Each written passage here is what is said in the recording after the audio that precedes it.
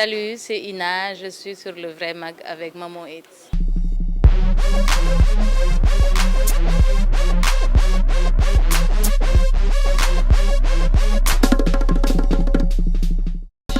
Je m'appelle Ndeye Fatou Thiam, plus connue sous Ina. Je suis photographe, vidéaste et je suis membre de l'association Africulture Urbaine et membre de l'association Genji Hip Hop. Non, bon, c'est pas tous les jours, hein. Ça dépend de comment je me suis couchée et comment j'ai dormi. Si j'étais une spécialité sénégalaise, peut-être je serais l'esprit Baye Fall. J'aime bien cet esprit-là,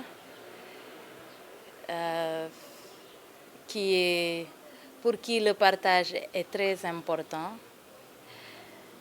pour qui l'entraide est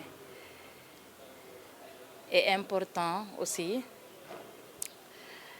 Parce que d'habitude, quand une personne est open, dit les choses, aide beaucoup, n'est pas trop compliqué, on dit qui Baye Fall.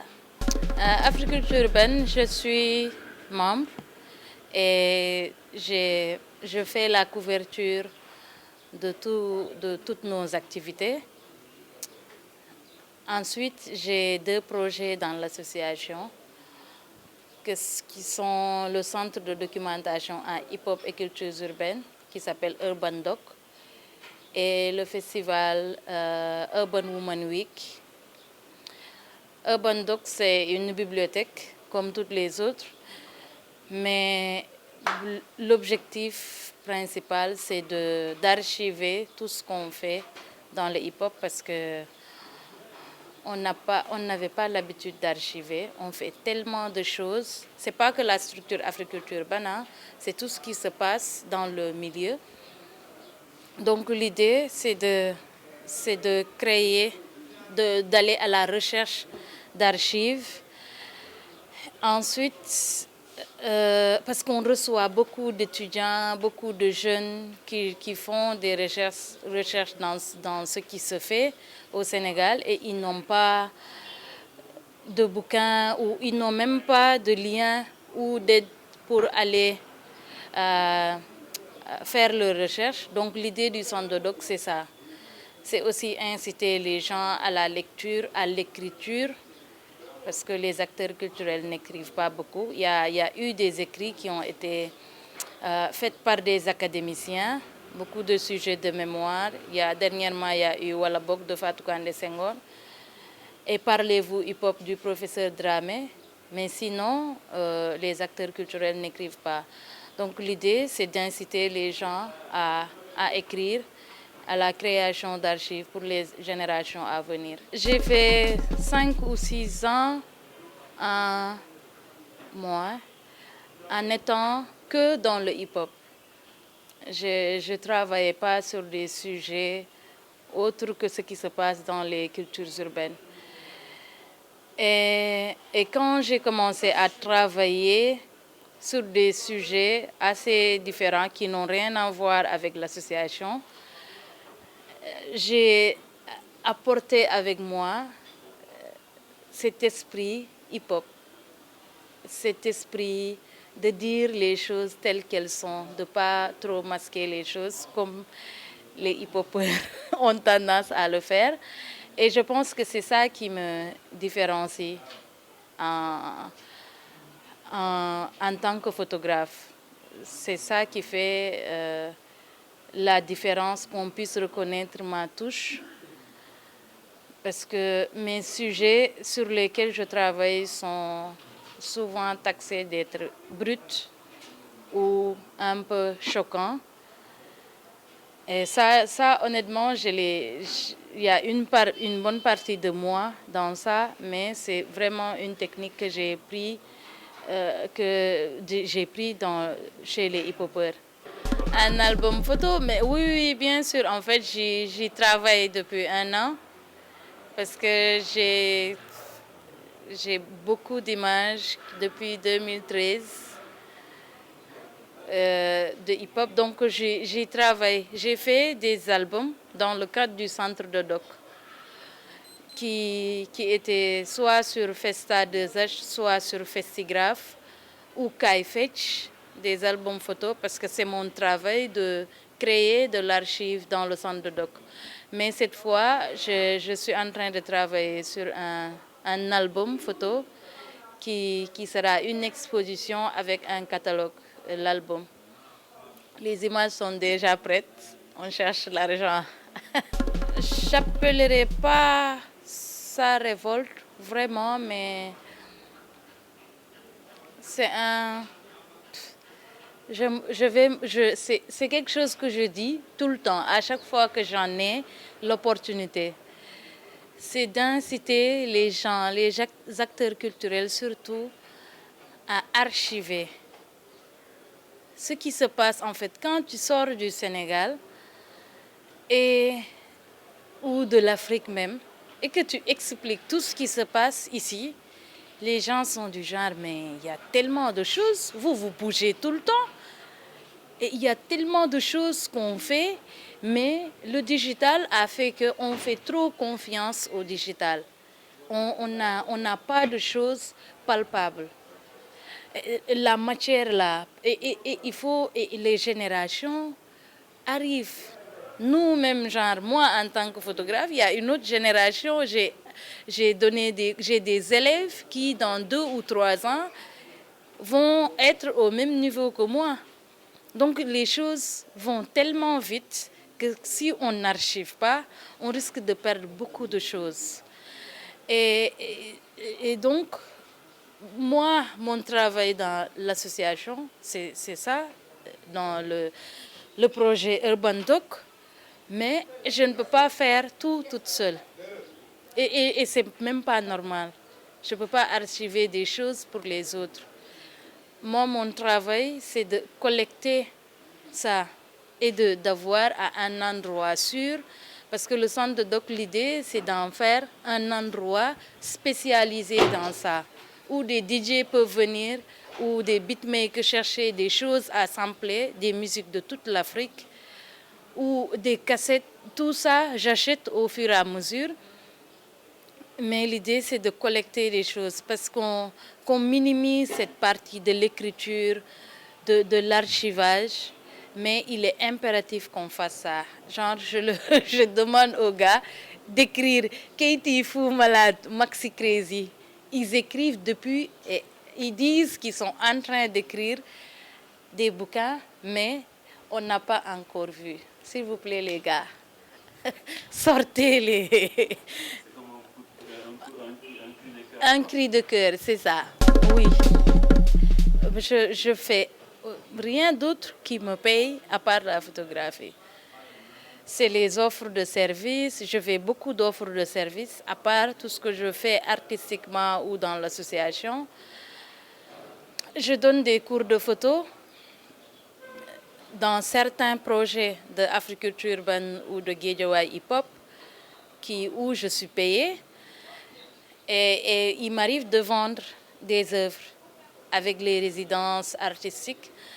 Donc, c'est le domaine où je gagne de l'argent, même si je fais d'autres choses, du management ou tout ça, mais je gagne de l'argent que de la photo. Donc, oui, je vis de la photo. Il y a un événement, c'était le Show of the Year de Niddoff. C'était quoi? 2017, je pense. C'était au Grand Théâtre, en tout cas. Donc j'étais là, concentrée devant la scène, en train de prendre des photos. Et il y a un gars, il était derrière moi. Genre, il me collait, quoi. Ce sou. En Wolof.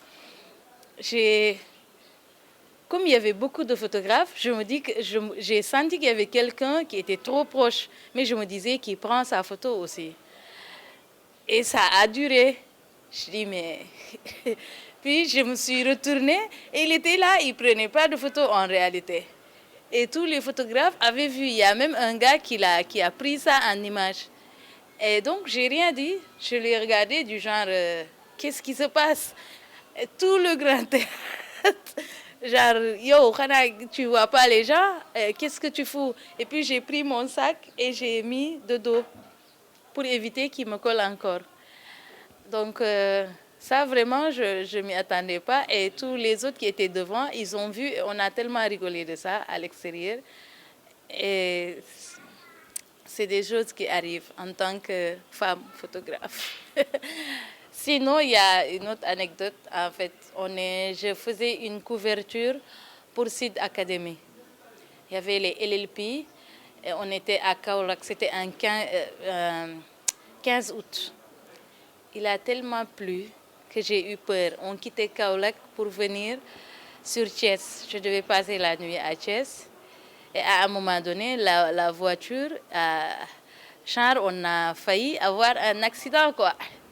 Et je me disais, mais Ina, qu'est-ce que tu fous là? Tout le monde est en train de faire la fête. Et j'étais la seule femme dans le minibus. Et tout le monde a eu peur, honnêtement. Il y en a une autre aussi, tu choisiras. J'étais en Centrafrique avec Plan International. Je couvrais certains de leurs projets. Et on est allé à Bosangao, c'était à quelques 400 km de Bangui, la capitale. Et il y a un chemin où le chauffeur, il a roulé, mais comme pas possible.